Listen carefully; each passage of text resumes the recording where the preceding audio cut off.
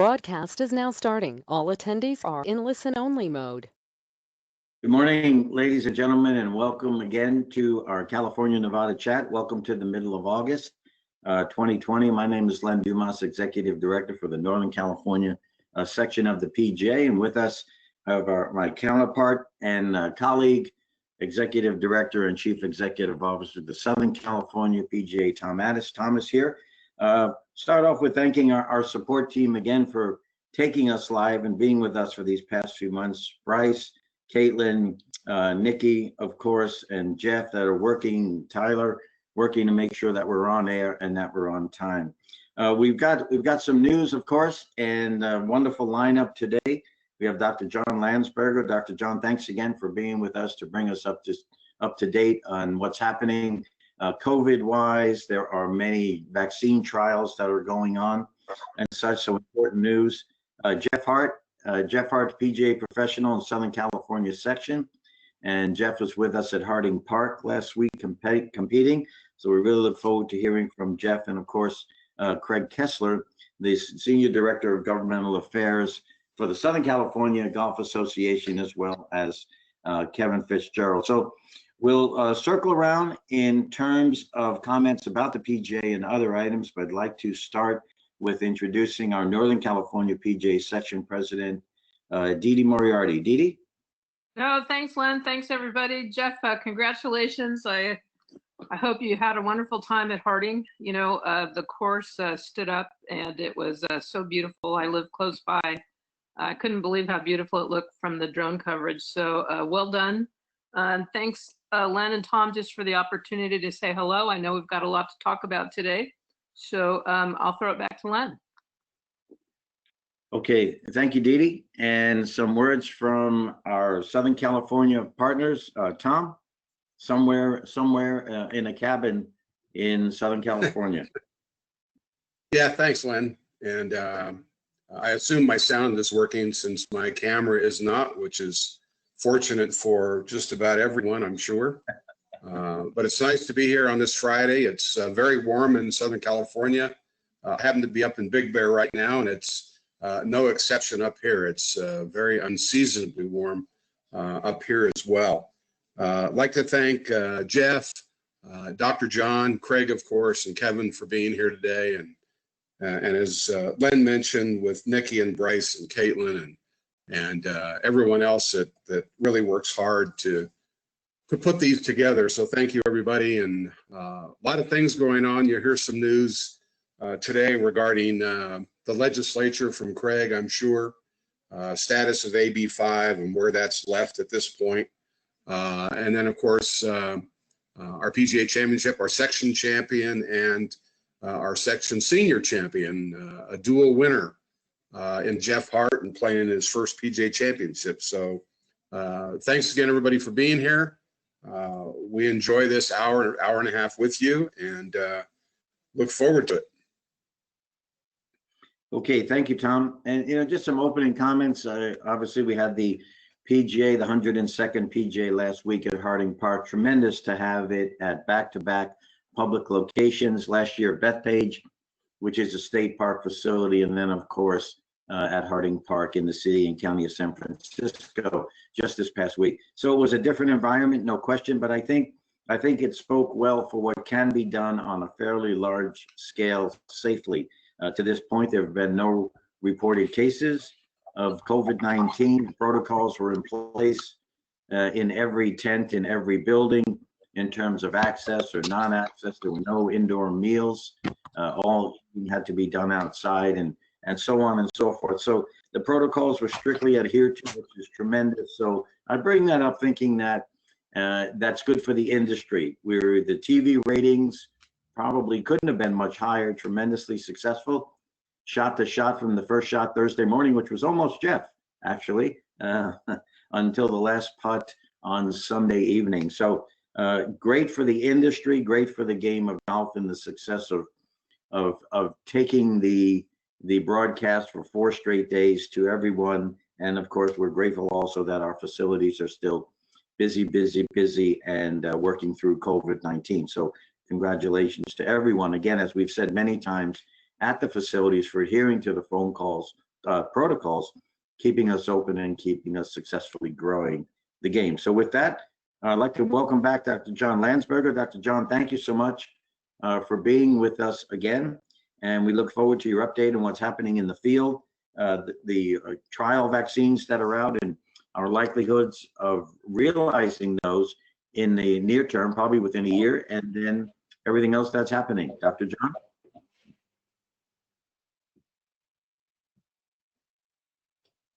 Is it my turn? It was pretty scrambled. I'm sorry. Yes. Okay. Yes. Hi, John Landsberger again. Thanks for having me. I think I spoke to this group approximately 6 weeks ago originally about the pandemic going on across the world. This is just kind of an update to review what's going on today. What do we see? If we could get the next slide. Okay, so the reason I've added this slide to it, these destroyer and teacher crowd disease lessons the pandemic.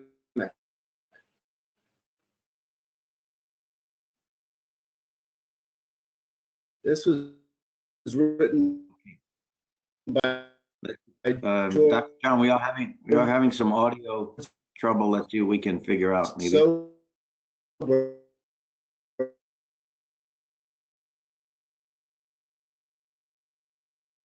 from 19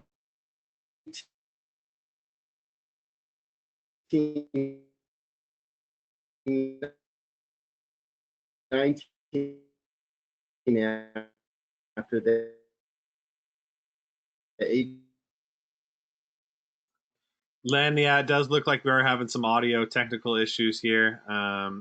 Maybe we go to Jeff first, and then I'll call Dr. John real quick. Okay, Bryce, thank you. Yeah, I was just texting you on that. Very good. Okay, so we will reorganize with Dr. John. Seems our audio is not as clean so far this morning. So I'd like to move to Jeff Hart. Jeff Hart is a PGA professional, PGA member, currently in the Southern California section. And first met Jeff last year, at the end of 2019 at our cup matches at the Valley Club. And then we were together again last week. So Jeff, great to see you. Jeff has played in 3 U.S. Opens, has played in the Senior U.S. Open more than once, and a number of senior PGAs as well. But this was the first time in the PGA, the regular PGA. So Jeff, welcome. There was a clip we saw on TV, and it was about you, which was great. And it went back to the mid-90s because there you were on a green somewhere with Tiger, and they were gracious in pointing out, well, there's Jeff Hart in 1990 something. So Jeff, thank you so much for representing the PGA as one of our 20 club professionals, but maybe even more importantly for representing the state of California. Yeah, thank you, Len. It was good seeing you there. You were one of the few friendly faces, probably the only one from the PGA representing California that I saw all week. As you know, and all of our attendees probably know, there were no fans there. In fact, we couldn't even bring our spouse or family with us. So it kind of made the experience less than what it could have been. It was still a wonderful, wonderful experience playing in a major, playing against the best players in the world, but not having the fans there, not having friends there, not having family there, lessened it to some extent. And I wish I could have done it 30 years ago when my body moved a little better, and at age 60, Harding Park was all I could handle and then some. But it was still a great week and a fun week, and I'll have memories that last the rest of my life. So Jeff, how with the other players did you talk about that void? And I can tell you, as we did our jobs and such, and watched golf, we didn't know if we should clap or cheer or not. So did you discuss that? And how did that feel to you to have that quietness and almost eerie Yeah. for an event like that? Yeah, eerie is a good word. It did seem eerie, particularly for a major where the fans are such a critical part of it, of the energy of the tournament. And I played in majors, and you can really feed off it or feel it just with all the people there. So that was a little, like you say, eerie. The players that I talked to, I don't know too many of the pros anymore, but I know a handful of them, and the ones that I talked to had gotten kind of used to it by now. This is probably their fifth or sixth event back without fans, so they were fairly comfortable with it. I think they all still want the fans there, of course, but it did, like I say, it kind of lessened it a little bit for me to finish my round, practice a little bit, get something to eat.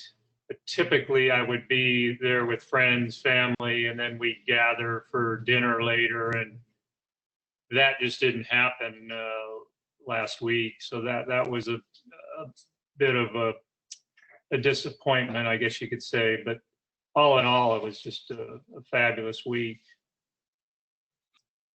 Jeff, please talk about the course setup. It played the official yardage, and I'm pretty sure that was round one Thursday, was 72.51, and then it hung around somewhere in the mid 7100s.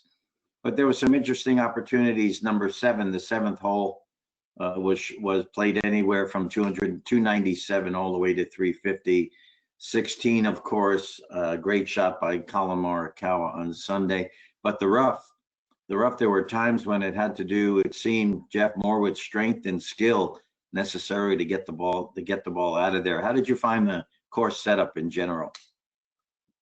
Well, it was a great setup. I thought it was more like a U.S. Open setup initially.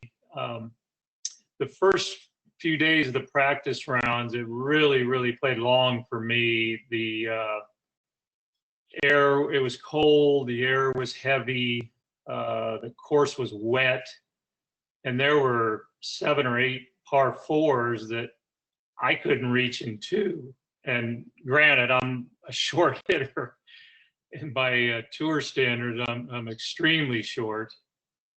So I was looking at a different golf course than the tour players, and even most of our members who still probably hit the ball pretty long. But at age 60, I really had no business being there and expecting to compete.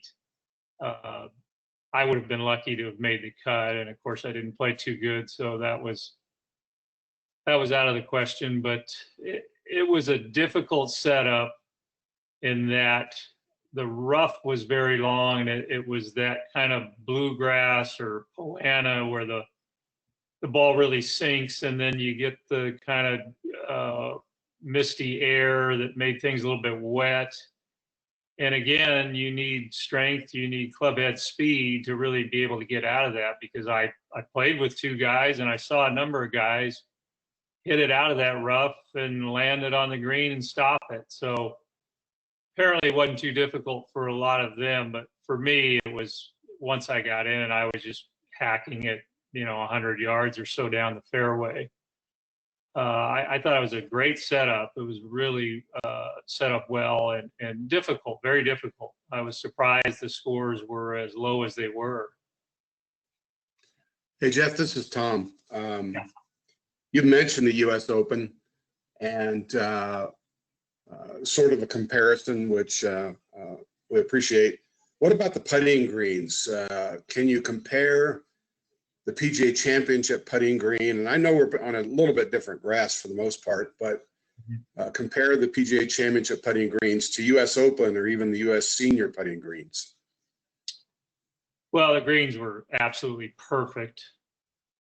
They maybe weren't as firm and as fast as a U.S. Open, but they were close. They were very, very difficult and tough to read.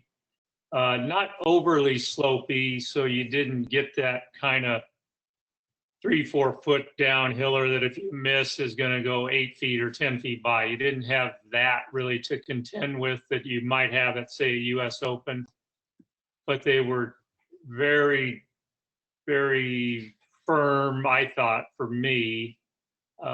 Quick enough, probably 12, something like that on the scale. The rough was very very hard, much like a U.S. Open, and a lot of times you'd hit a ball on the green, hit a pretty good shot, and it would just trickle over, and you'd be in that kind of cabbage-like rough. You might not be 15 feet from the hole, but you'd be doing good to get it up and down. So it was, initially I thought it was very comparable to a U.S. Open setup. Good, thank you. Jeff, the adjustments you make on the weather, we call it August for a reason, and that proved to be true. We had that marine layer there and some fog. The mornings were chilly, some sun, a little bit of sun on Friday. And then the wind, though, the wind coming off, of course, the ocean and the lake, particularly blowing, right to left, left to right as you move around. So on Thursday, Jeff, you had one of the early times. I'm pretty sure you were at the 7 a.m. time on Thursday morning to get started. And then, of course, the flip-flop for Friday, later in the day in the afternoon. So Jeff, talk a little bit about the adjustments you make. Obviously, there's clothing, there's equipment, there's a thought process, there's club selection, based upon the changing weather. Yeah, the one thing I did forget was a stocking cap, and at 7 a.m. on Thursday, it was quite cold. So I found the Titleist rep, and he gave me a Titleist stocking cap to wear because I knew it was cold. It was going to be cold, and it was. Surprisingly, though, that Thursday morning, it wasn't that wet. Now, the practice rounds I played in the morning, it was very wet, and a lot of dew on the grass, and that wasn't the case Thursday morning, and it played long from it being cold, but it didn't play long like in the practice rounds where you had cold and wet. Surprisingly, there wasn't much dew on the grass, so it wasn't as bad as I thought it was going to be. But at age 60, I prefer warmer weather. It's a little bit easier to loosen up. That was kind of another negative, I guess, if you would say, for me, in that with some arthritis in my body, it just doesn't do as well when it's cold out. So that was another adjustment, I guess you could say, that I had to make. Hey, Jeff, this is Tom again. They showed us a couple of photographs of the locker room and so on, on camera. And I know the doc is planning on making a couple comments about watching golf, but give us an idea of how the protocols were handled. I know the locker rooms, there was a huge amount of separation in there, and if all that kind of stuff worked, and kind of give us an idea of what everyone went through, basically to stay within the protocols. Yeah, when I first arrived Sunday afternoon, Tom, I pulled into the entrance of Harding Park. They asked you to park your car, and then you went into a tent and did the COVID nasal test, and you went to wherever you went. I was staying nearby, so I went back to the hotel, and a couple hours later, they texted you with the results. Either you passed or you didn't, and I passed. And as far as I know, all players and caddies and volunteers and PGA staff, media, television, as far as I know, everybody passed. I didn't hear one positive test. Now, there may have been, and I didn't hear about it, but I did not hear of any. So once that test was over, then the rest of the week, when you entered in your car, they would test or take your temperature. And after taking your temperature, they would put a sort of a wristband on your lanyard, your credential. And that was good just for that day. It was a different color every day. So that allowed you to go everywhere. And the locker room, everybody wore a mask. All the lockers were 6 feet apart. Everybody had a little table and chair next to their locker. If they wanted to eat there, they encouraged you not to eat together, but there were tables with, big round tables. So the chairs were more than 6 feet apart if you did want to sit down and have lunch or breakfast with someone else. I believe it was Tuesday, they asked everybody to eat outside from then on. So the indoor dining, other than the dining at your locker, was forbidden, or they asked you not to do it. So from then on, everybody, and the weather was nice enough. It was a little cool, but pretty much from Tuesday on, all the meals were eaten outside on tables outside. So, it was sparse crowds. There were a few people, obviously, volunteers and just PGA staff running it. There were still quite, a lot of people there, but not like you would anticipate at a tour event, or especially a major. Hope that answers your question. Yeah, interesting. Thank you. Mm-hmm. Thank you, Jeff. Nikki, I believe you have a question Yes. for Jeff? Thanks, Lynn. Hi, Jeff. We do have a question for you from George Bedell here in the Southern California section. I believe the two of you played junior golf together, and he wanted you to just speak briefly on the role of what was then called the Southern California Junior Golf Association and what role that played in your development as an elite golfer. Well, it was huge. I started playing tournament golf at a very young age. I believe I was 7.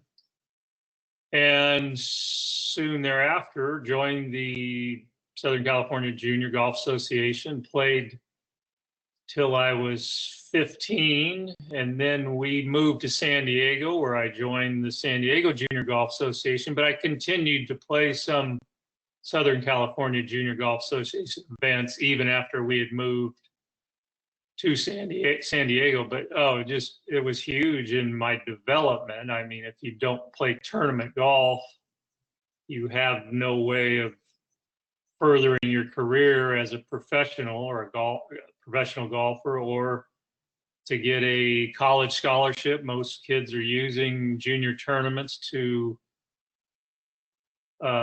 further themselves and attract college coaches. I was lucky enough to get a full ride to USC, and I would not have gotten it without the Southern California Junior Golf Association. So it was very instrumental in my development, and my love of tournament golf really was spawned through the Southern California Junior Golf Association. Great, thank you. I didn't know that you were an alum of our junior program, so very cool. Thank you for that. That's all the questions I have, Lynn, at this time. Okay, thanks. Thanks, Nikki. So Jeff, you're an unpaid spokesperson. Is that what just happened? I think. So, yeah. One thing, Jeff, on the locker room, as many know, we have an individual personalized gift for each of our 20 club professionals that attend the PGA. And I went to Harding Park Saturday afternoon, just before really lockdown of the locker room, and put each of the gifts into each of the lockers, and then had to take them out. And Jeff, I mentioned to you we couldn't give it to you, but we'll certainly be sending anybody to everyone. But again, I bring that up as part of the protocols, that nothing could come in from outside, so we had to remove all of the gifts, which we did. And then the locker room, we're pretty much on lockdown starting Sunday morning. The same thing happened at the practice facilities for the sales reps, the Titleist reps, and on and on. They could not hand anything directly to the players, nor come onto the tee for the most part. It had to be dropped at the ball distribution tent. Then the Harding Park team wiped everything down, and then either the caddy or the player or agent or rep would come and then request it and get it to the player. So Jeff, as you mentioned, there were many steps along the way, but again, from your point of view, would you say, Jeff, that it was a successful event given all the protocols and given the conditions? Yeah, no question. They erred on the side of caution all the way through the tournament. In reference to the club manufacturers, I needed some work done on my sand wedge. It had a little too much bounce. And one thing you may not have seen or couldn't see really on TV was the bunkers did not have a lot of sand in them. And the fairways were tight with the Poana or rye or whatever it is up there. But so I need a little less bounce on my sand wedge, and I couldn't just go up to the Titleist repair van because it was off-site. So I had to give it to the Titleist, one of the Titleist reps that was there, and then he'd run it over and they'd shave it, and then he'd run it back to me. And normally you're standing right there, and the repair guy or gal in this case could have, they shave it and then they hand it to you and ask you how it looks. And then you say, that's good, thank you. Well, in this case, I couldn't do that. And I also needed a couple of grips changed. And the same thing, they take your clubs, run it off, 30 minutes later, they bring it back and they set it in a tent. They don't actually hand it to you. So I think they went above and beyond what was probably expected, at least from me, in keeping us all safe. And PGA did a marvelous job in that. I would agree, Jeff. And as to the reps, and as you say, having a club regripped or working on the bounce, the trailers were quite a ways away. And as you mentioned, it took almost 20 to 30 minutes at least. Most of the time was in transit, was walking to the van, getting the work done was probably the easiest part of it, and then coming all the way back to Harding Park. So, but again, it was done. Everything was done, I think. Okay, another question came in, but you answered it. It had to do with the bounce on your sand wedge. So, Jeff, thank you. You know, again, you earned your spot there. I'm sorry, Tom. Yeah, real fast. You mentioned the sand, Jeff, and of course your sand iron. What was the feeling of the players generally? Because there was conversation about sand and the depth of the sand, and you as a good player, and now you watch the U.S. Amateur with the windblown sand up at Bandon Dunes, notwithstanding what happened with the caddy on the 18th hole. There seemed to be plenty of sand that he was digging in there. But what is the general feeling about how much sand was in the bunkers and the playability with good players like yourself? Well, I liked it once I got a little of the bounce out of my sand wedge. I didn't hear any pros complaining about it. I was surprised that there wasn't a little more sand in there, but it was easy really to get out of once you got the hang of it and practiced a little bit out of it. To me, it was fine. I did not hear one complaint from any of the other pros, so I don't think it was an issue. I think it just took a little adjustment here or there, maybe with the bounce, or maybe having to hit it a little, enter the sand a little closer to the ball than you would if it were a little fluffier. But you didn't get balls that buried, that's for sure. And everything that the sides of the bunkers were shaved or were very firm, so the ball would hit. You never had an uphill lie. They would all sort of roll to the low point of the bunker. So the bunkers weren't overly difficult just because they didn't have a lot of sand in it. It just took some adjusting, and I thought they were fine. I like I said, I didn't hear one complaint from any of the pros, and that's unusual. So they were fine, Tom, to answer your question. Good. No, that's I appreciate that. I just was curious, and thank you very much. Thanks, Len. Of course. Jeff, thank you. Thank you for being there. It was great to see you and walk around with you. And as I mentioned, you're a tremendous ambassador for the game of golf and representing the state of California as one of our 20 club professionals in the 102nd PGA at Harding Park. So, Jeff, continued good luck, which I know you will have. And we'll see you as we go along. And thank you for everything that you're doing for the PGA of America and for us as your colleagues and partners. Thank you, Len. Thanks for those nice words, and it was great seeing you up at Harding Park. Take care. Okay, thanks, Jeff. And now we'll move back to Dr. Landsberger. Dr. John, I believe you're back on with us. I think you can hear me now. Is that correct? That's very good. Thank you. Yes, so ladies and gentlemen, Dr. John Landsberger.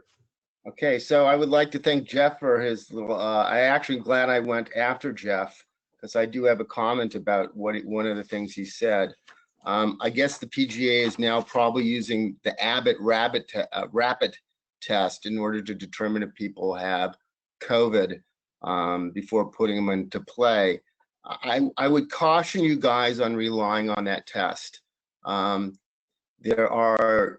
There's data out there that says there are false positive test results as high as reported as 48%, which I don't believe that's true. But more importantly, false negative tests as high as 20%. So although this is a guide and maybe a screening tool, I think we have to go back to what I originally said to you in my first speech. We must presume that somebody on the golf course is positive, that one of the workers, that one of the players, which one of the caddymen has positive and use the things that we should be using in our general community as a whole. I'd like to start off with that comment. Can we go to the next slide?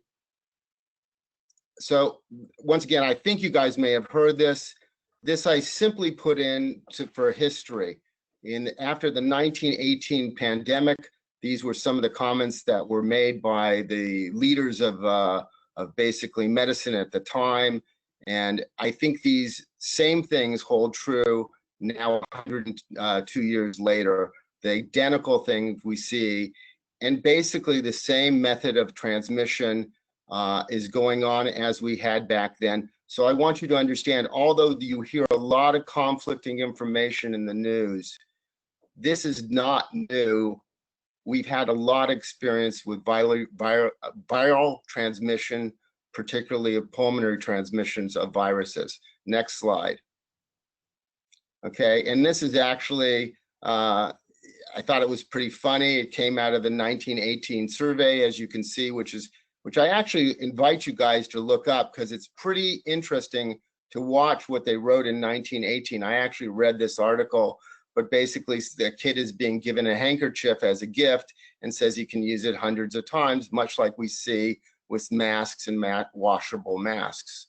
Next slide, please. I included this once again because I wanted to give us some history.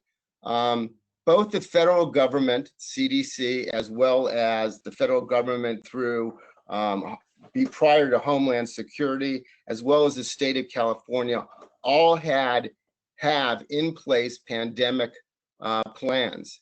The federal government's plan was taken apart early in the Trump administration. Although the protocols are still there, we didn't follow them necessarily. And nor do I think we've done a very good job, even if we knew these things, in making sure that our reserves were in good operational condition, that we had adequate reserves, that we serviced the equipment that was available and made sure it was ready for what was inevitably going to happen and inevitably is going to happen again. Next slide. Okay, and this is basically, once again, talking about the use of masks and the responsibility of using masks and how this mask can make a tremendous effect on the safety and activity as we try to return to work. America, it should be shameful. The rest of the Western world has been very successful, mainly by mask utilization, social distancing, to bring the COVID disease into a control situation. When I see people going on TV and saying they're expressing their private will by not wearing a mask, I look at it, they're imposing their will on me by preventing the economy to reopen, for us to go back to our normal activities, get this disease under control, and try to move forward. They're just delaying the process. Next slide. I want to talk about, particularly because this has been in the news a lot lately, is pediatric cases. What do they mean? Kids are talking about going back to school. What does that mean for us, and what does that mean for your players if they should have children and they're going back to school? Well, the pediatric cases where were originally taught, kids don't get it as easily, kids don't transmit the disease once they have it as easily, and kids don't get sick. Well, the first two comments I would say are actually wrong. Kids are getting sick in the same numbers, and they represent 9% of the entire population that has COVID positive testing. And they're an under-tested group. They're under-tested because kids indeed do fare well. And when I say kids, we're talking about people under 18 years of age, 17, from 0 to 17. Of those kids that did get infected in the United States, we have to date, as of yesterday, I can't remember. I think it's somewhere around the 9. It's not a high number. I had it here somewhere. Okay, there were. It'll come up, I think, in the next slide. But we're in the low 100s in terms of the actual death of kids from COVID. Next slide. Okay, this was a sensational story that in 2 weeks, the number of cases that we see, and we're now at 380,000 total cases in kids under 18 years of age, doubled really in 2 weeks. And that's concerning. What does that mean? That means that suddenly these kids are going into more social activities, which kids do, getting closer to one another, maybe not socially distancing, and often not wearing any kind of protective masks. And that's concerning because to me, it's not a question that I think kids can get infected with consequences that are tolerable, because we have influenza deaths every year in this country, similar to the number of deaths we're having for COVID. Every child death is a tragedy. I'm not trying to dismiss that. However, this is not an extraordinary virus in terms of those under 18 years of age. The question is, if we have now another source of infected population, and we do know now for a fact kids transmit it in the same way adults do, they're going to go home to their parents, possibly their grandparents, interact with other adults in the school, the teachers, the cooks, the chefs, etc. And that's the vector that concerns me. Next picture. Okay, this is something that I am sure everybody watched on television. Out of Duke University, they did this once again comparison of different masks. And if you remember in my first discussion with you, I basically did the same thing. This is once again nothing new. The N95 properly fitted, of course, is going to be the best mask. The second best mask is a surgical mask, which you can see in the upper left-hand corner.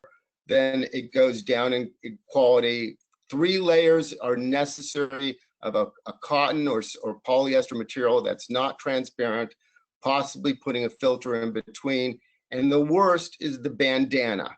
And there was a conclusion by Duke University that the bandana, particularly in a single layer, may actually disperse the virus into smaller particles that have a bigger chance of being aerosolized. And we're going to talk about that in a minute. I'll go to my next slide.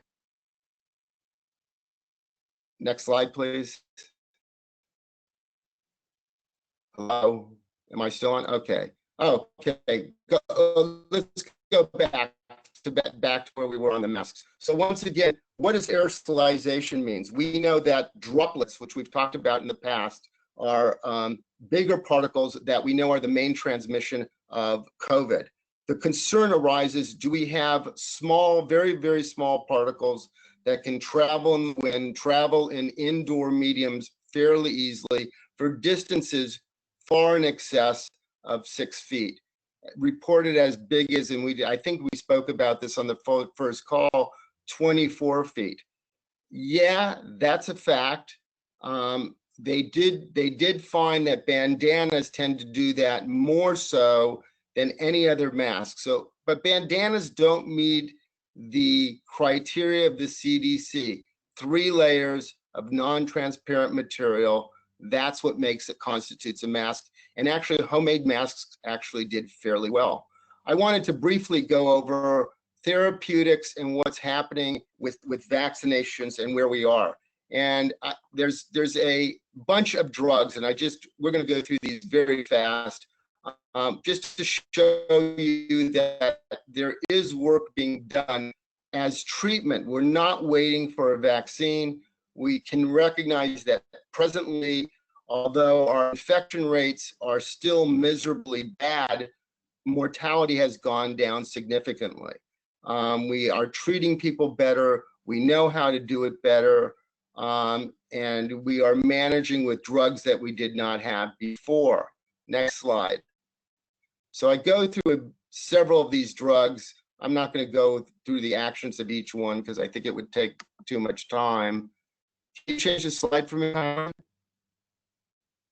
Okay, so we're going more, these that have tentative, all the ones that are in orange have, tentative possibilities to work. The next one, go on. We go to something that's been in the news a lot, and that's hydroxychloroquine. That was the last one. Go back. I know President Trump was on Twitter and Twitter about it, and Twitter took him down. This has been pretty well concluded, not only by the CDC, Center for Disease Control, which is our branch, the World Health Organization, independent studies. The only large continuing study being done on this is Henry Ford in Detroit, who is doing a placebo study now to take a look at it. Otherwise, this is viewed as non-conforming medicine. So when we see the doctors that sat at in front of the White House protesting that we shouldn't have to wear masks and hydroxychloroquine was the answer, nobody in science and based upon real science believes that information. If you look at some of the biographies of the physicians that stood up there, some of them are pretty startling, including the Nigerian physician who's been in practice only a year and believes that some of thyroids, for instance, are caused by evil demons. So, I mean, this is not somebody I really want to take medical advice from. Convalescent plasma has gotten a lot of press, and I do want to actually talk about this for a moment. Those people that have recovered that have high antibody levels, we're taking their plasma, separating out those antibodies and giving to people with severe COVID. Based upon this kind of information, we have a medical trial going on right now particularly in Southern California out of Cedars with Eli Lilly, who's manufactured these antibodies in a laboratory. And they're enrolling people into this study. If you know somebody who's sick, they will test them rapidly. If they're positive, they have a 50-50 chance of getting the drug. If it was one of my family members, I for sure would like to try to get on the trial. It's very interesting stuff. We are going to have therapeutics before we're going to have vaccination. There's no doubt about that. Next slide. Next slide, please. Okay, we can go through these. We kind of covered, there's just a lot of, just trying to give you evidence of all the things that we're working on. Next one, please. Next one.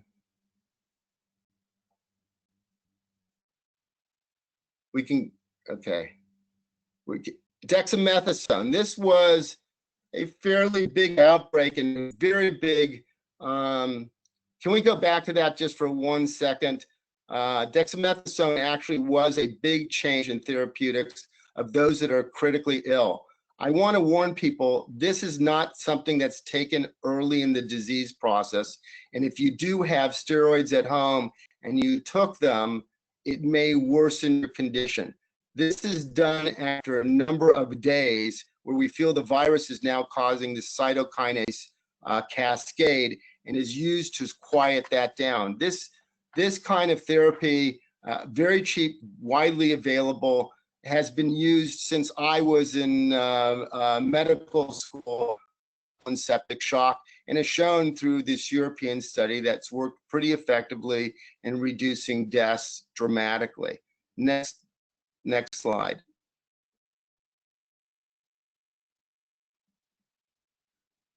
The next slide we can have. A little delay in this. Can we go to the next slide?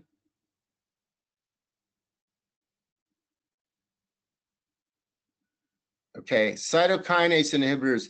This is where we have very sick people that are getting this profound storm of overactivation of the inflammatory process. There are several immunological drugs that have been used for this. Those have some promise in them, but we're getting better at preventing that from happening altogether in people, and that's why mortality rates are going down. We can be done with the drugs and move on. The only other one I would like to mention is Remdesivir.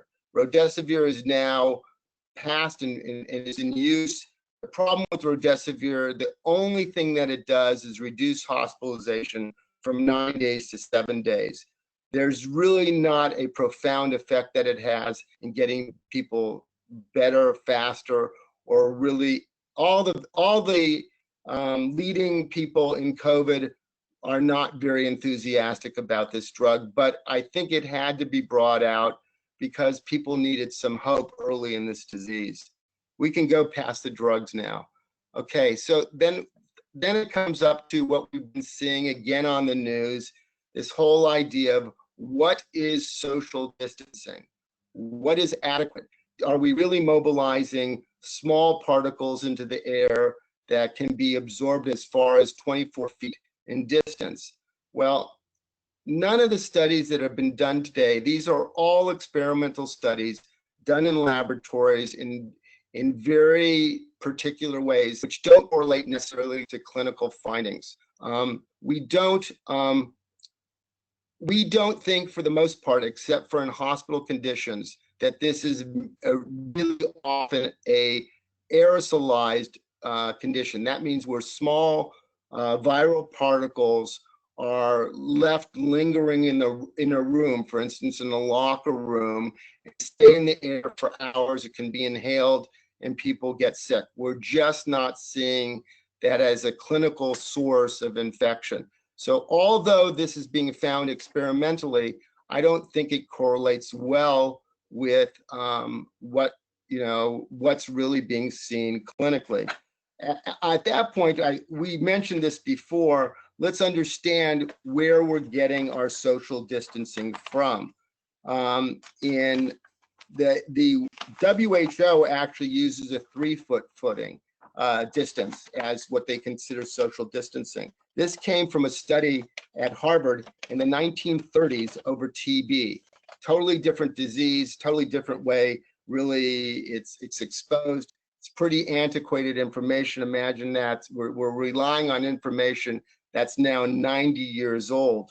In 2003, the CDC did do a study on SARS, because SARS we thought was going to be the next pandemic, and they concluded 6 feet was adequate, and that's why 6 feet is being used today.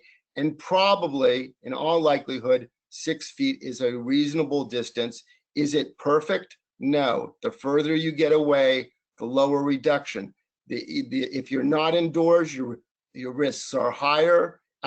Indoors, your risks are lower. Outdoors, indoor, proper ventilation, movement of air, where the speaker stands as you send your kids back, all make a difference in terms of the mode of transmission and what we see getting transmitted. Next slide.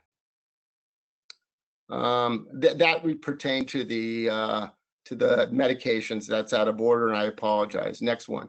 Okay, so this you probably all know. How can we measure distances on the golf field? Well, it turns out that the distance from the wheel to wheel of most golf carts is slightly right around 5 feet. And that's an interesting statistic to know, because then I'm going to share with you some pictures I've taken off. And I'm not criticizing the PGA. I please want you to understand, I think you guys have done an exceptional job to try to be as responsible as you can. Every industry has its problems. This is one of the problems. I mean, do we really want to see fist bumping on a national TV? Does that send the right message? Next slide.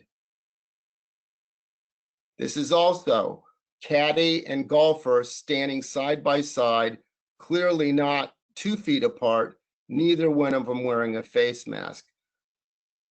I'm not a golfer. Next slide again. I don't know what the necessity is. I don't understand exactly, can you hold it here, why the caddies can't wear a mask. It's unclear to me. I think the optics would be great. I don't think you have a high risk. Clearly you don't. People are still not aggregated together closely. You're not having big crowds, which is really where we see mass transmission of the disease. We don't see it on one-to-one things. But do we also notice something else in the background there on the right? We have 2 workers at the golf course. Neither one of them are masked. They're driving a cart next to one another. That's a poor optics. This is also at the same golf tournament. We have players there. I think one of the winners is in the foreground, but we have 2 women coming out of an enclosed area. Neither one of them are wearing a mask, and neither one of them are separated by more than 2 feet. Go on. This is harder to see in my picture, but many of the spectators in the back, and I don't know exactly who they are, I was able to blow this up.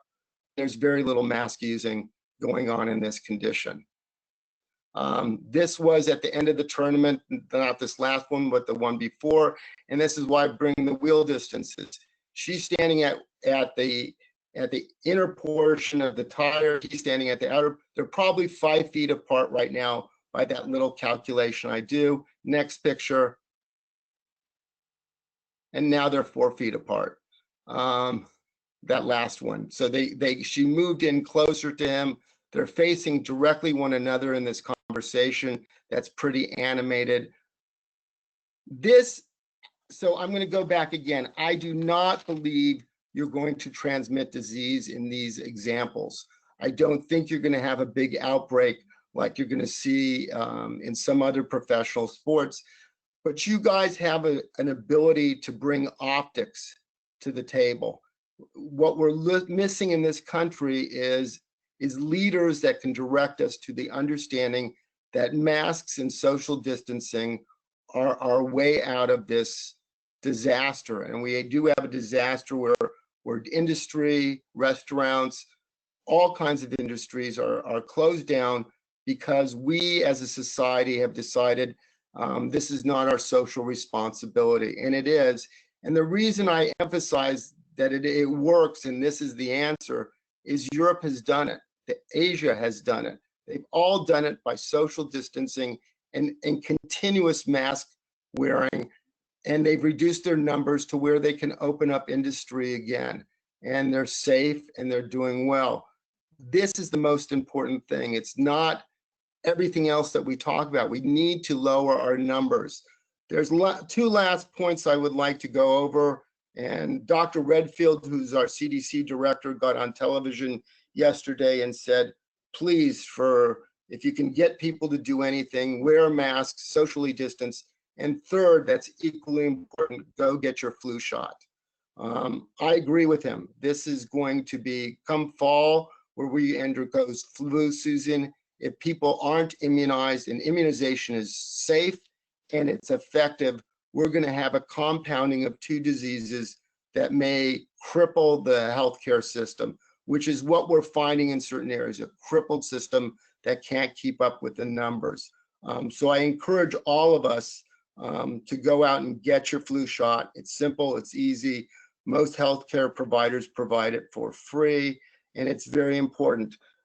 Where we see the flu already occurring in the Southern Hemisphere, because those countries have done well with masks, they're actually seeing lower flu transmission, and they're seeing an improvement in both COVID and flu transmission by hand washing, socially distanced, and mask wearing. So they're getting a triple whammy of benefits from doing that. My last comment to all of you is blood banks are in desperate need of both plasma and platelets. Let's understand that medicine is starting to reopen some of their, we still have traumas that require blood products in those instances, but more importantly, we're starting to do things that were on hold for a period of time. For example, we have a family friend whose son, who's 26-year-old, needed a bone marrow transplant. It was done last week. It had been put off for 4 months. The requirements during his chemo before the marrow transplant is huge amounts of platelets and huge amounts of other blood products. The Red Cross and other agencies that collect these products are under great stress because their biggest donors were always high school students in massive collection. High schools are not being attended right now. And the other benefit of donating blood, most of the associations that collect blood, like UCLA, Platelet and Plasma Center, or the oh my God, I'm blanking on the biggest one, blood bank. But they also give you as an additional benefit a COVID antibody test, and that comes back to you in a report, and without you doing anything or having to pay for it or going to a lab. And you can do this safely. I go in every 10 days and have been doing it for the last 4 months. I can assure you, I feel totally safe. I'm there giving platelets, so I'm sitting there for about an hour and a half, and it's being done very, very well. And I would encourage all of you and any of your members to please. It's very, very important. I thank you for your time, and I'll take any questions. Thank you, Dr. Landsberger. I appreciate the thoroughness of the report. There's just tremendous information on so many fronts there. And again, your comments about the PGA and the work that has been done. Certainly there's more work to be done, and we're grateful for your input on there and your support. You know, I have a question on a comment that you made early on, and that was that this is inevitable to happen again. And as you mentioned that, are you referring to another pandemic in, maybe it's 50, 70, 100 years from now, a second wave of this pandemic, or both? So I actually would answer that both. We have not eliminated this. COVID-19 is still in transmission, and whether this, vaccines are coming. There are at least 5 companies, and then I don't know if you want to count the Russian vaccine, and I don't know enough about the Russian vaccine to criticize it one way or another. They are doing it very early, and they're pushing it out, but it may work and it may be great. We don't know that, but there are others that we mentioned in the past that have great promise and should help us get to where we cut what we call herd immunity, where the number of vectors, and as more people get infected too, if the antibodies remain around, and we don't know that, we don't know how long people have protection against getting reinfected. It's probably okay. We do talk about you've read it in the news, and that's the problem with the news. You have to go and read the scientific article. Whether people seroconvert, that means their antibodies go away, is really based a lot on early studies that came out of Korea and China, where the studies that showed that they had antibodies to begin with were poor, and the quality of reliability were poor. We really don't know today how long these antibodies are going to stay, but there's every indication that they're going to last for a period of time. And as we immunize people, I think we'll get this under control. I think the idea of a pandemic of this nature or worse is inevitable in the future. And the reasons I can tell you that this is not new science. I'll invite you to go watch things like there's a Netflix 3-part thing on Bill Gates, who's been very active over the last 20, 25 years in immunization around the world, Inside the Mind of Bill Gates. And he talks about the next pandemic that was produced 5 years ago. We know that men are entering into areas that man has not lived in before. Bats are the most common animal that exists in nature. Bats are a major carrier of viruses. As we go into areas that we didn't live before, we have a great chance of getting something that we don't have immunity to. And now we live in a global society that these transmissions can happen very fast. You know, we got lucky with Ebola. Ebola was in a poor country with not a lot of movement and also rapidly killed patients. So we didn't see that transmission across the world. By far a much worse virus, and we got lucky there. Same thing with SARS. You know, SARS had a potential to be very similar to what we see in COVID-19. And look at the frequencies of those that have happened. Those were all in the last 6 years. So I think as man extends into the Amazon and in China and to other areas, the risks keep on going up and up. And this has been on, you know, every country's and the World Health Organizations for decades, the concerns about this. So you guys don't control that, but society as a whole does have an impact. Dr. Landsberger, one more, and you know, as let's see, they're complicated, but perhaps the most simple answer, the 3 steps in a clinical trial, if I, you know, just reduce it from a layman's term, would seem trial 1 is laboratory, trial 2 is animal, and trial 3 is humans. Is that a fair analysis? Certainly, it's much more intricate and detailed in that, but is that pretty much how it works? No, phase 1 of drug, I assume you're talking about drug application to production to use in the world. Phase 1 is safety. It's done on a very small group of human volunteers. Phase 2 is efficacy, whether it actually meets some clinical goals and you can show that it improves the condition for which you're directing it. And phase 3 trials, which was what we're entering into now, and this was hurried up, believe me, phase 1 and phase 2 generally take years to get done. We've done it in months, and we're entering into phase 3 of trials, human trials.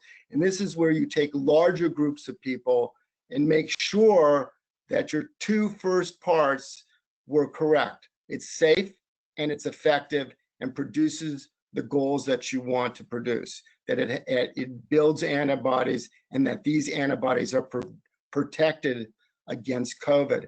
I mean, there's been a proposition, there's some resistance to it based upon what we did in the South with gonorrhea, but you know, to speed up phase 3, there was a proposition to inoculate people with not a placebo, because in phase 3, half of the people are getting placebo, and half of the people are getting inoculated, but really give everybody the inoculation and then exposing them all to the virus and see what happens in order to speed it up. The criticism of that is you're going to have some deaths and some risk from that. That's basically what Russia's doing. Russia's putting this out in a very large number on a test that they really don't know yet. The complaint is that they don't know whether there is safety and efficacy yet out. They're doing human experimentation. Doctor, we had just one more question, please. I want you to understand, when we immunize people, we send them back into the community, and then we look at large numbers and say, did they get infected more frequently, less frequently, or is there an improvement? You know, that's why it takes such big numbers of people and takes time to gather that data. That's why it's slow. Go ahead. One more question. Do you have data on the children who have died from COVID who had underlying conditions? So like let's talk about all COVID deaths. People with underlying conditions are at much higher risk. In the adult population, we know that 50% of them are elderly people, mainly living in nursing home situations. And the other 48%, believe it or not, that are dying today, and this is not in the beginning of the disease, but today, have underlying conditions. In children's, the number are, we only have in this country like 100 and, I can't remember exactly what it is. It may be even 98. It may be slightly less than 100 people across the country. And gathering this data and analyzing it to see that who really got it and who's effective is unclear, but for sure we have to worry about people with diabetes, hypertension, obesity. Obesity is probably one of the leading risks with COVID. It is a huge risk with COVID. There's no doubt about it. But I have to tell you, kids don't particularly worry me. I mean, what worries me is that they're getting infected and they're going home and into the community, you know, and they're going to interact in the community. Same as when we talk older than adolescents, when we talk about college kids and sending those college kids back to school. I mean, we all went to college. I mean, how many of us weren't pretty cavalier, went to bars, socialized, had parties? I mean, that's what's going on across the nation, you know, that we see these parties where kids are getting together and all of a sudden there's these big outbreaks of COVID among them. None of them get very sick, but some of them are going home to parents, grandparents, and are transmitting those to people that are at high risk. And that's what we see particularly in Florida. And this is really affecting the world. And I want you to understand, it's not only affecting our economy, but it's also affecting medicine, because the hospitals themselves are in a crisis now.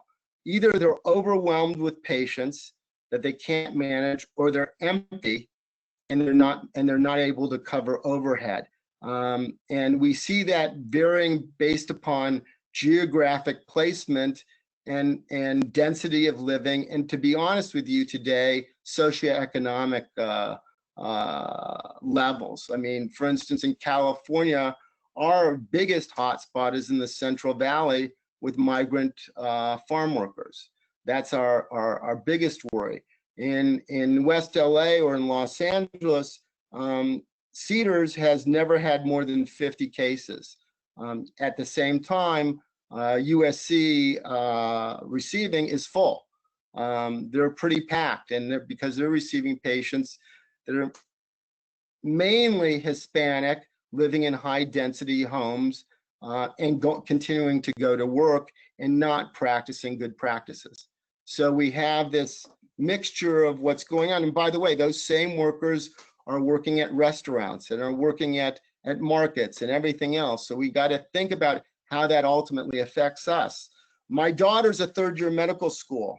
In Florida, they pulled the medical students from the hospitals. I think that's a huge mistake, but they're that overwhelmed in Florida because of the non-compliance. It's a mask, a simple mask. I mean, I don't think that's too much to ask, and our numbers would plummet to what Europe's did. Europe's plummeted. I mean, their stay-at-home orders were longer, but mainly they continued to wear masks and complied with social distancing. Well, Dr. John, thank you again so much for joining us. And we have our takeaways this time are multiple for sure, but we've added to our safety list, as you mentioned, wear mask, socially distance, get a flu shot, and if possible, please visit the blood bank to help the needs. Dr. John, we've had a couple of requests for the presentation. Is it okay with you if we share that? Absolutely. Understand this is may or may not be copyrighted material, so you're welcome to have it. It's on the web. Everything I pulled, you're welcome to have it. I just wouldn't republish it. Okay. Okay. Again, Dr. John Landsberger, ladies and gentlemen, thank you so much for being with us and educating us, and I'm sure that we'll have you with us again. Thank you so much. Thank you for your time, and Thanks, thank you for your hard work. Thank you. Thanks, John. You're very welcome. Very welcome. Okay, next up, our Director of Governmental Affairs for the Southern California Golf Association, California's own, Craig Kessler. Craig? Well, good morning, everybody. To Dr. Landsberger's last point, I would encourage everyone for a really good layman's deep dive on the issue of pandemics and whether to expect pandemics in 7 weeks or 75 years. There's a great, very long story in the hard copy front page of the Wall Street Journal today called "A Pandemic Was Inevitable. Why Was No One Ready?" And what it amounts to is thousands and thousands of words that are not in scientific jargon, but in the language that we can all understand, that explains that this was not an unexpected event, and quite the opposite. It was quite expected. And the scientists and even in many levels of governments around the world expected it. But you'll probably learn a little bit less about epidemiology than you will about human nature and about our inability to deal with things even when they're known by reading that story, and I would encourage it. Today I'm going to not be philosophical like I was last week, but a little bit more concrete and specific, and handle a few COVID-19 overview details, and then launch into a couple of initiatives that are on the November ballot that affect the golf industry, one directly, one indirectly, and probably the one that affects it indirectly will be more impactful because it is far more likely to pass than the one that affects the golf industry directly. And it deals very much with the fate of AB 5. But first, let me give a 30,000-foot view on COVID-19. There's some evidence in the last week that some of the clampdowns that were instituted by the state and by most of the counties 5-6 weeks ago in going a little bit backwards on reopenings are starting to show some benefits in the numbers. The state numbers are trending positive. The numbers in Southern California, including Los Angeles County, are trending positive. Now, don't get carried away with trending positive. That they're not trending extremely positively, but they're moving in the right direction, and that is a good sign. There are a couple of exceptions in Northern California, and most notably Alameda and Placer counties, but they started from a base that was quite a bit better than some of the Southern California counties, so I think you need to put that into perspective. On a specific level, I know that Tom Addis and I had occasion about 10 days ago to scour all of the orders of the counties in Southern California, because they tend not to get updated, or they tend to get updated without fanfare, and then we don't always pay attention to the details. And we discovered that one of them, because it hadn't really been enforcing some of these things, San Bernardino County had never really changed its initial order, but de facto they were relying upon the state order, and so we did a joint letter last week to Public Health in San Bernardino County, asking for some clarifications of things, most notably the sanctioning of some kinds of group activities per very strict rules and regulation, quite a bit stricter than we saw in the pictures of the PGA Championship in the previous presentation. And the good news is San Bernardino County, it probably surprised Tom as much as it surprised me, responded with great speed, and basically, we have one more slight clarification into them, but pretty much agreed with all of the suggested items that we proposed. And that has, I think, is fairly consistent with the experiences we've had in many Southern California counties, Riverside, Orange, Ventura come immediately to mind, San Diego was a little bit more problematic with public health, but then the political dynamic is a little bit different. And I think that helped push some things along for the golf industry.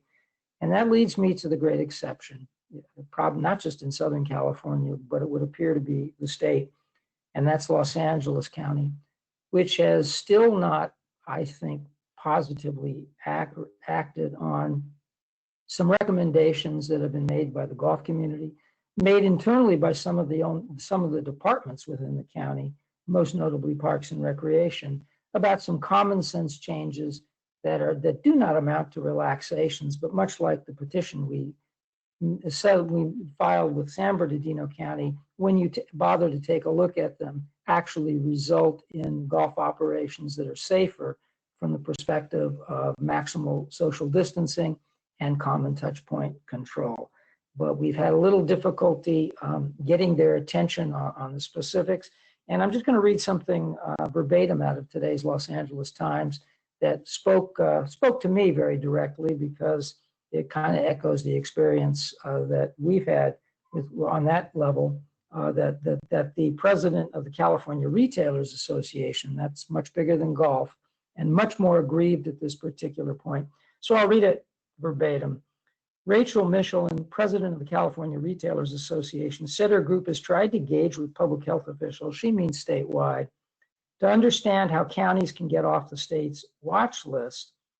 This is a quote: "We're trying to figure out what's the path, and the Department of Public Health just hasn't been responsive. What are the rules? And does it seem like the rules keep changing in the middle of the game?"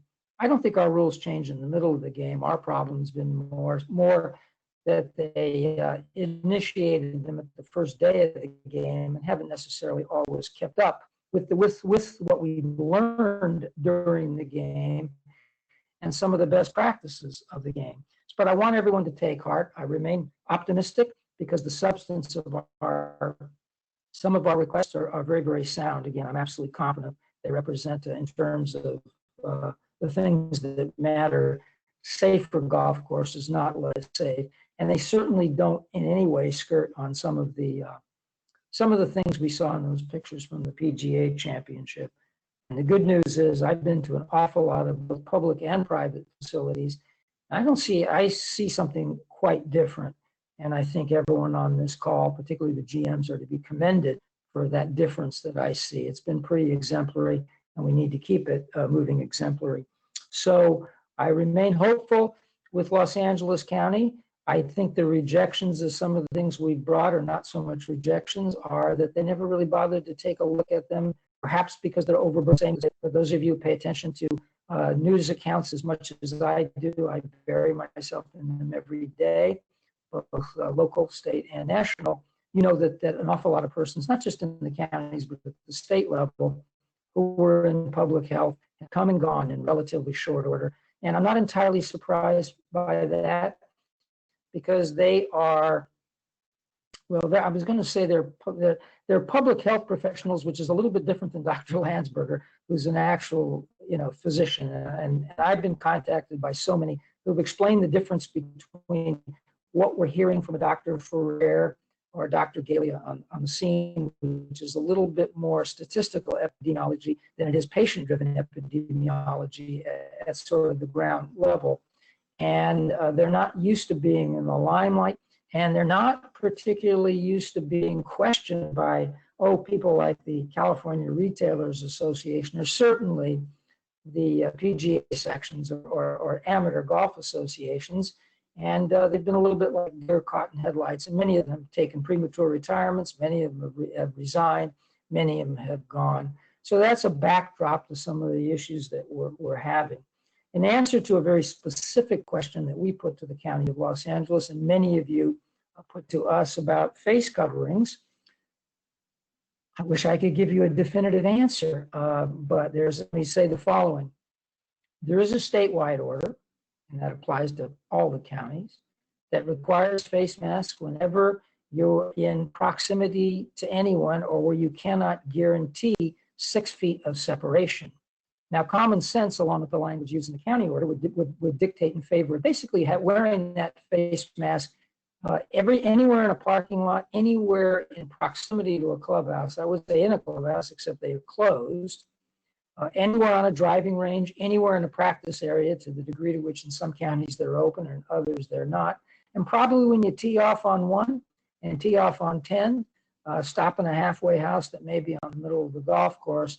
But when you're in your single rider cart riding along, not within 80 yards of anybody, you can probably lower it.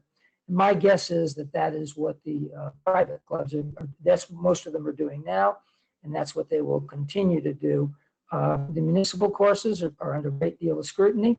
So if you go to a municipal golf course and they insist on wearing the face covering, even under those circumstances, please be, I would ask you to comply for no other reason that it's important, and not necessarily because the substance of the rule, state or local, commands it, but because they're going to command it. Because under that kind of scrutiny, all we need are a couple as a photo in San Jose Mercury or the San Diego Union Tribune or the Los Angeles Times, God forbid, of a couple of golfers out on a fairway.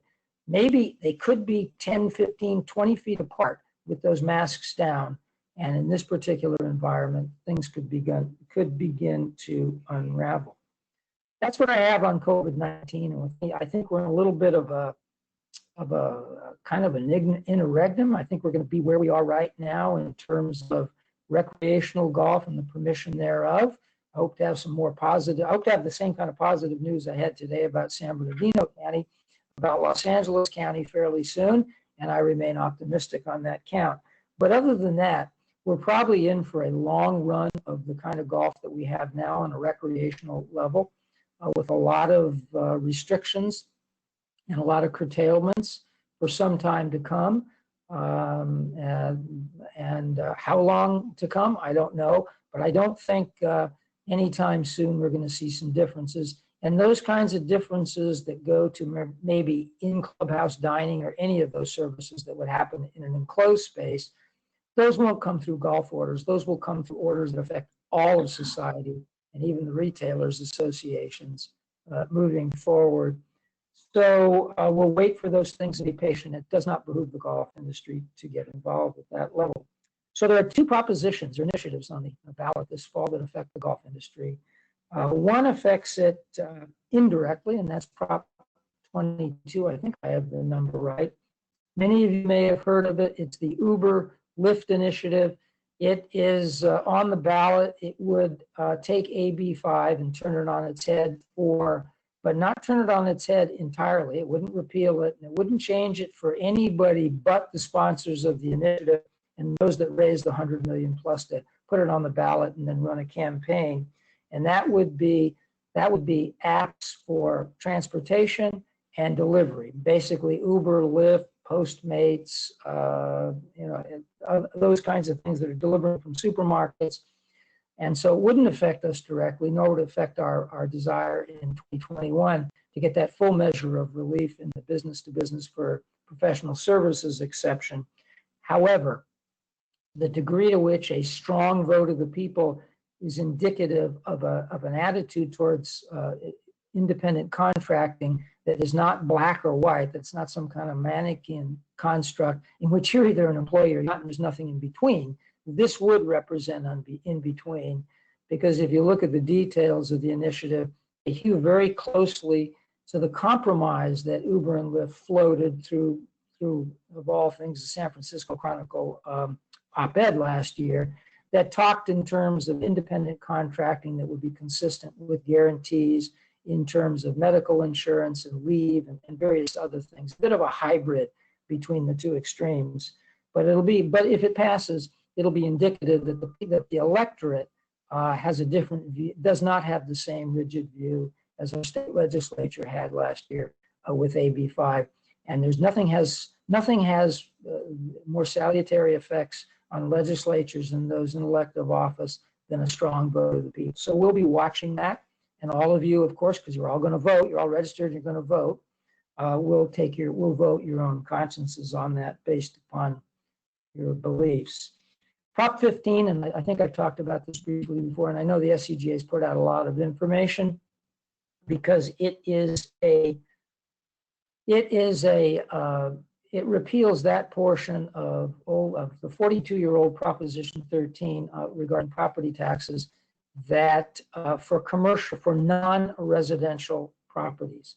And what it would do, it would not change the basis upon which properties are taxed, the tax basis. It would simply require, unlike now, right now, properties are only reassessed, all properties upon sale. That would not be true for non-residential properties moving forward. It would be at least once every 3 years, which means that golf course properties would be reassessed. And they're all reassessed a little differently. Municipal properties are not taxed, property tax, although if there's a private party that has a long-term leasehold, there's a possessory interest tax in relation to the length of the lease that is due. It's pretty small, although it would be subject to going up at least every 3 years, and that's not the case right now.